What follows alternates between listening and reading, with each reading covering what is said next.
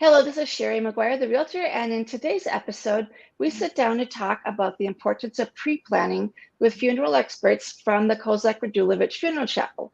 Today, we get the great pleasure of speaking with Danielle Radulovich, who is the owner and funeral director, and we get to speak with Kelsey Abernathy, who is the pre-planning consultant. Welcome, ladies. Hello. Thank you. Yeah, great to be here. Great to see you. And so, why don't we jump in first just by talking about like your background and how you got into the funeral industry? I imagine with a name like Radulovich on the Radulovich Funeral Home, that this was something in your family, Daniel. You might have grown up that way in the funeral business. Good assumption. Yes. So grew up. Kozak started in 1908, actually. So the funeral home's been around a long time. My father purchased it in 1978. And when I went off to school, I never thought I would do this as a career. So he asked me if I was interested. I said, no, thanks. I went off to school and I got a degree in marketing. Came back to Minnesota after college, started working in the marketing world, and got laid off after 9/11 with the rest of the marketing execs. And then I was just trying to plan my next move. So I was helping him out in the office a little bit and really opened my eyes into what this profession was all about. So my background is strong in events, and quickly learned that this is nothing more than an event, but it's married with ministry. So it's the absolute perfect profession for me. Went back to school, got my mortuary science license, and here we are today, 23 years later. So Wow, yeah. that's awesome. How that, that's interesting that you mentioned that it's really event planning. Yes. Because event planners don't think of funerals as events, but that's what they are. That's what they And with a lot of care for the people, because the guests aren't all just running around screaming with joy. It's a whole different ballgame. Very different. And yeah, how about you, Kelsey? How did you get into the business? I've always been interested in the funeral industry, but just recently, about just over 5 years ago, learned about the pre-planning side of it. And I just thought that was just too good to be true. And so I started the fall right before COVID. So that was kind of an interesting time to be getting involved in the funeral industry. So Yeah. And then there was just no looking back. My passion is to help people, and that's what I get to do every single day. So I love it. Well, that's awesome. Well, why don't we start by talking about what is funeral pre-planning and why is it so important? So what we see in our industry, thankfully, we're tend to deal with people who are preparing or prepared for end of life care. So a lot of people do give some thought to this, but there's a lot of people who do not. So what we encourage with pre-planning is just having some conversations surrounding final wishes when your time comes, making sure your family's aware, taking it to the next level where you actually are planning with a funeral professional to get things all laid out. So it's just a phone call and things fall into place as needed when that time does come and you don't need to worry about it. So as a funeral director, I meet with families when the need arises. So it's a very different experience with somebody who has pre-planned and somebody who hasn't, and the results for their families. So it is just wonderfully comforting when a family can walk in and just, mom's got this all set up and I've got extensive notes as to everything that she wanted, versus a family who's trying to make those decisions in the hardest moments of their life. So pre-planning tends to take some of that emotion out of it. So you're not in the trenches when you're talking about preferences, and you're really able to control those decisions ahead of time. So your family's not left making emotional decisions at those times. So pre-planning 2 phases really. So a lot of times we sit down and meet with people, document their wishes and some information, and then providing a cost proposal as to what that looks like. Step 2 would be prepaying for it, and we can get into that in a little bit. Well, let's talk a little bit about what you're saying with the emotional side, making emotional decisions if it hasn't been pre-planned. Can you give me some examples of that? Certainly. So I think some of the time you wear your heart on a sleeve and you want to give your best to a parent or a spouse. So there might be some emotional overspending that occurs versus being able to do it in a budget-controlled setting. I think just maybe some of the excess, like, oh, we need 17 flowers, and 1 or 2 might be appropriate at the time. Yeah. And just sometimes just overdoing it. Or under, I'm not in the mood to find pictures and do some of these things because I'm hurting right now. So having some of that done in advance would alleviate that burden. Oh, that's interesting. So some people actually get the pictures ready ahead of time as well? Sure. Okay. That's smart because that's a big project I know for families to suddenly pull out all those albums and try and find a few pictures to kind of showcase their life. And it's so fun to see those pictures. I was just at a funeral, sadly, for my husband's aunt who passed away after 9 years of cancer. And just to see those really old pictures, since I'm not even going to guess how old she was, but she wasn't a spring chicken anymore. And so the really, really, really old pictures are fun to take a look at for sure. And guests really do enjoy that. So I know there's some people who don't like their pictures seen, but guests really do enjoy seeing that history. They really do, absolutely. So what would be the typical stages or steps involved in pre-planning? Sure. So a lot of times when I first get together with people, I like to just kind of walk them around the chapel so they can get a feel for the space. And we'll sit down and just kind of chat about vital statistics even. So their biographical information, having that on file is super helpful ahead of time. That's information that we need when we fill out a death certificate. And it's some tougher questions too, that maybe if it were the kids that need to answer that kind of on the spot, they may not know exactly where you were born or your mother's middle name or the correct spelling of her maiden name. So having some of that information ahead of time is super, super helpful. But then I'm there to listen to what thoughts and ideas that they have. And then we start to kind of piece things together because I go over all the different options with them. And we find that perfect fit of what they want and what they think their family's going to need. And then sometimes during that first meeting, we're going over the financial details too, but sometimes that's even a second meeting. So yeah, just kind of meeting everyone where they're at, which that's different for every family. Absolutely.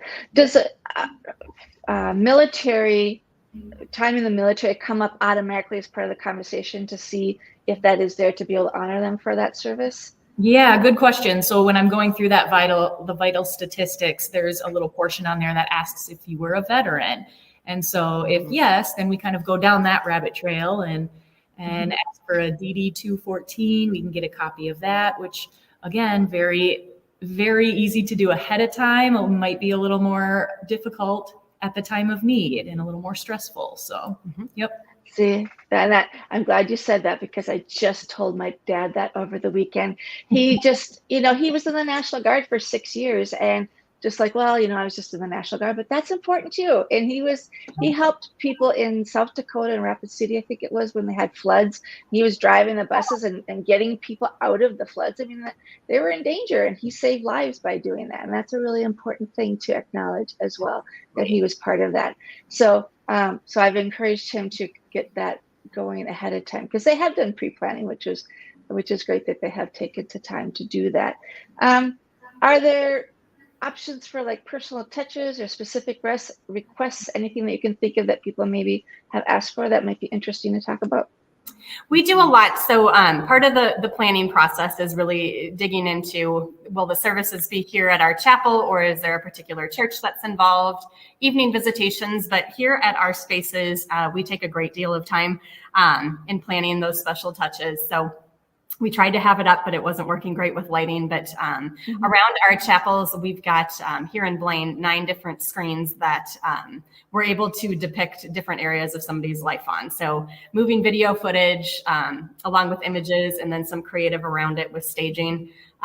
We're really able to highlight different aspects of somebody's life and showcase that along with special printed pieces. We have a creative team in place. So typically after we do a funeral arrangement, we sit down as a team and really discuss what are some things we can do that are really special. So the other day, for example, we had a really big Green Bay Packer fan along with Bon Jovi. So we couldn't decide. It was more exciting, but ended up just making some tickets like they were going to a concert or going to the football game that had some just creative information about the decedent to hand out.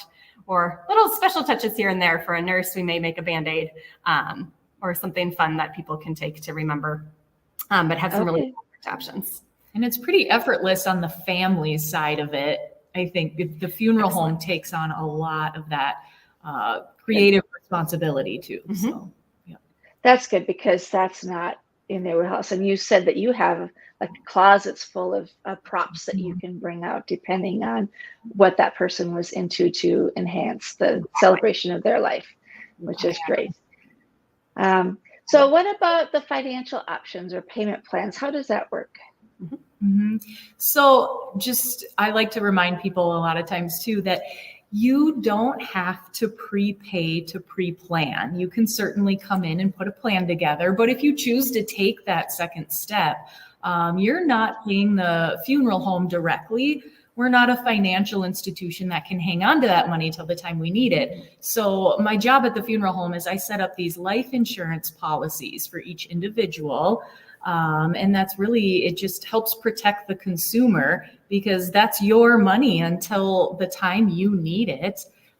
They're transferable to any funeral home. So if you've already done pre-planning, you can transfer your policy to us, or if you do it through us and you end up moving down to Florida full time, your policy follows you there. So I think a lot of people need to know that. That's a common Yeah. Mm-hmm. One of the other benefits too, unlike a real true life insurance policy, you're getting every dollar out that you're putting in. So it's not that you're paying for elusive funds out there. It's an account that holds the funds and grows over time. So we're able to guarantee our pricing. So when people come and pay for our services, we're saying that we're going to lock that in. So 20 years from now, our prices will have gone up. You're not going to owe any more for those portions because you did do the pre-planning. So that's one of the major advantages. Along with sheltering, it's a legal shelter for medical assistance. So that's a whole nother bucket. We see a lot of folks that are going on state aid when it comes to their care because, as you may know, with people aging, the biggest cost we face is nursing home care. It averages just over $9,000 a month currently. So as those assets are dwindling, you're able to shelter and prepay for your funeral expenses at that time, and then it's separated from medical assistance, and they can't come after that as an asset. So. Yes, that's a very good point because that's a tricky part for seniors to work through as they're trying to protect some of their assets, but they need the help too. And so walking that fine line, so it's good to know that getting that life insurance policy would really, really help that. And you said too that when I was meeting with you that if at the end there was extra money in there, that goes to the family, it goes to the trust, or how does that work? Yep, gets returned to the estate. So if there is money's left over, you can use it towards other things that weren't accounted for, or it just goes back to the estate.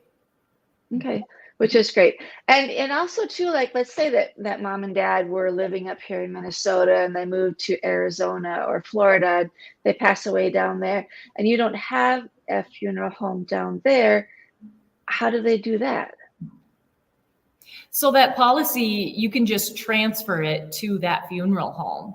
So you get a copy of all of the paperwork. And so you've got your policy information and everything there. So, yep, you can bring that into any funeral home. Unless it's an instance where you would know the final result would still be back in Minnesota. So we tend to have a lot of snowbirds around our area. So if they go for the winter and happen to pass away, but we know that services would be back in Minnesota, we always encourage, call the funeral home that you want to end up at, and we can coordinate things from here. So if you were to pass in another state, we can certainly handle either getting you here as a full body or a cremation handled there, and the cremated remains sent back to us. Mm-hmm.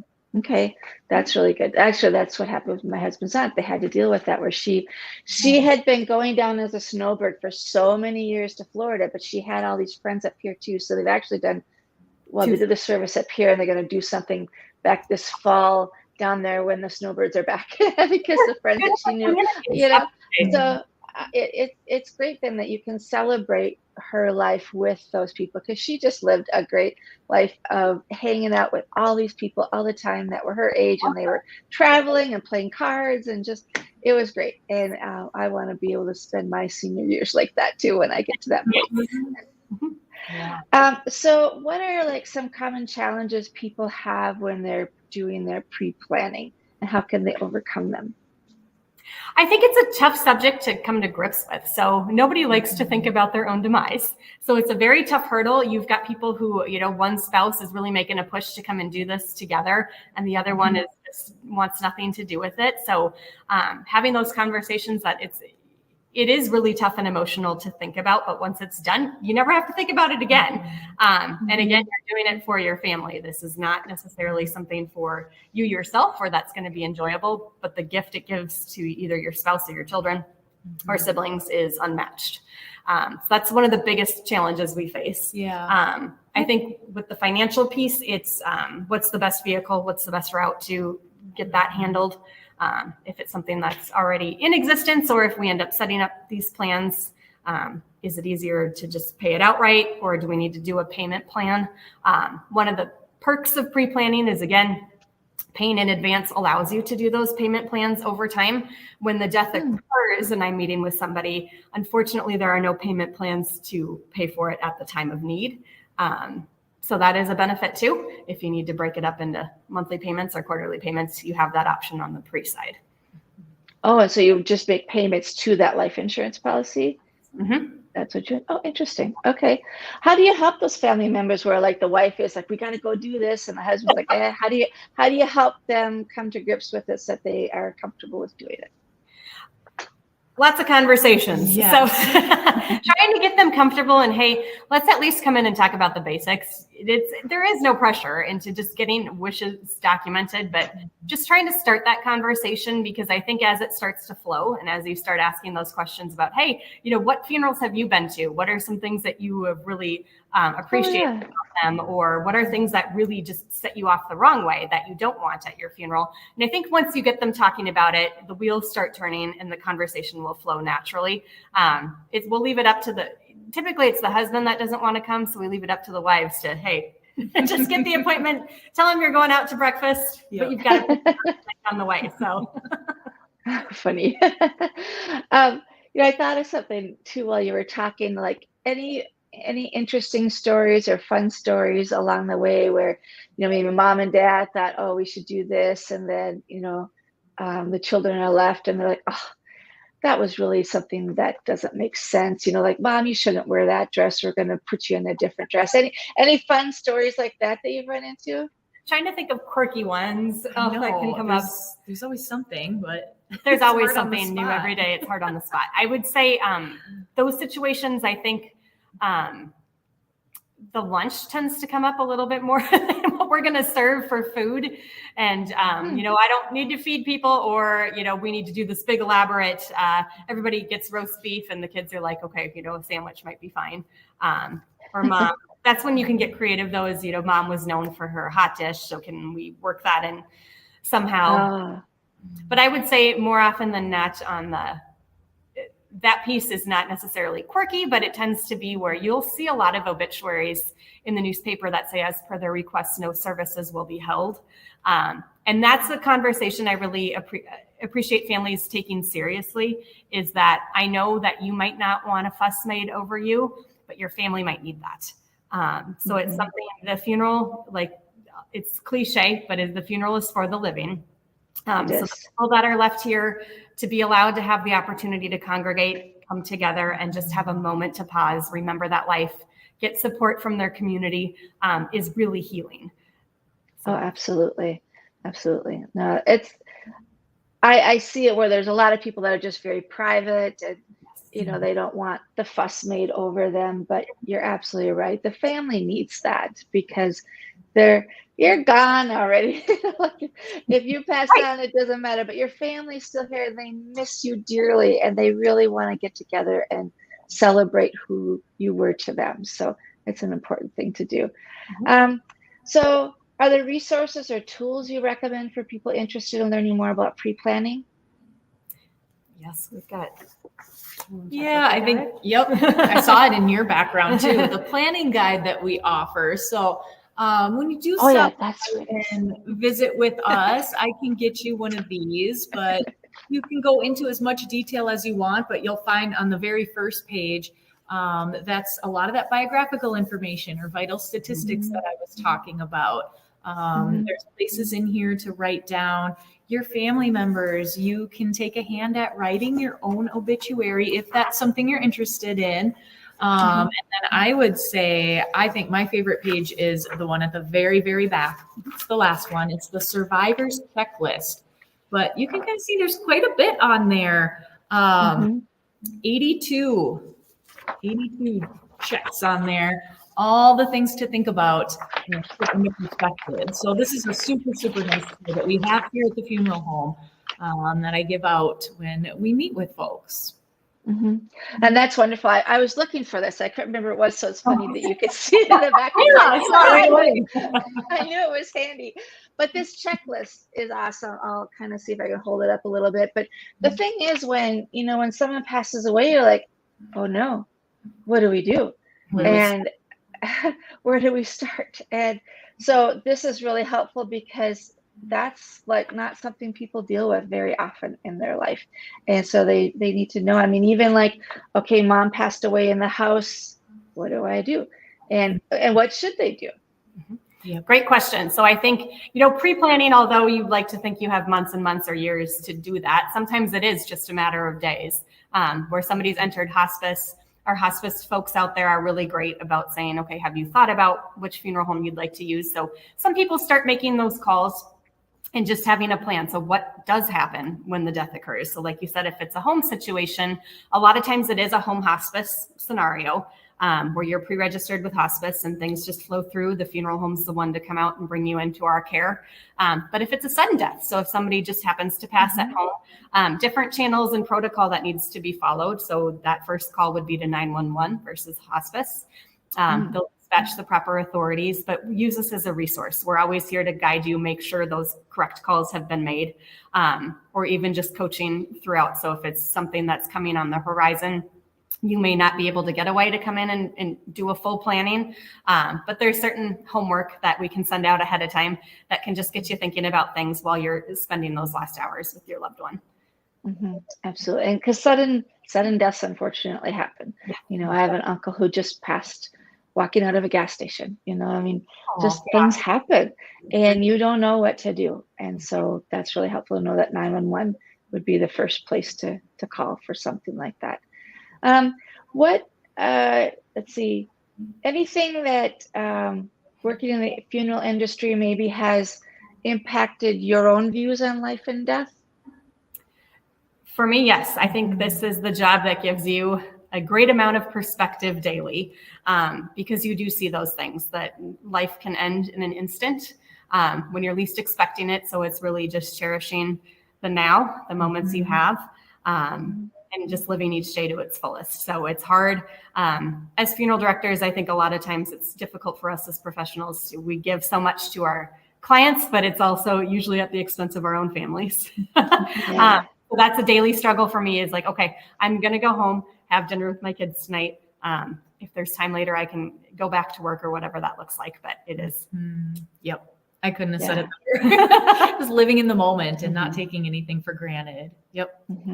Absolutely. Yeah. In an instant, that can be your spouse going down the freeway with the lights going. That was me a number of years ago with my husband. We're lucky he's still with us, but it's a whole different ballgame when that's your husband in that ambulance with the lights flashing going down the freeway, and so life can change in an instant. And it's nice to have things like this to help pre-plan, even if you're younger, because you just don't know. Our days are numbered. So any final thoughts you want to share with our listeners about the importance of pre-planning? Just don't be afraid to stop by or give us a call to just schedule a visit, schedule a tour, because I think establishing those relationships ahead of time, whether you've done pre-planning or you haven't, just knowing you have someone in your back pocket to call, I think is huge. So we're always here. And our doors are open, so stop in. Wonderful. Wonderful. Well, thank you so much. It was a wonderful pleasure to see you today and get to learn more about pre-planning. Thank you very much. Thank you for having us.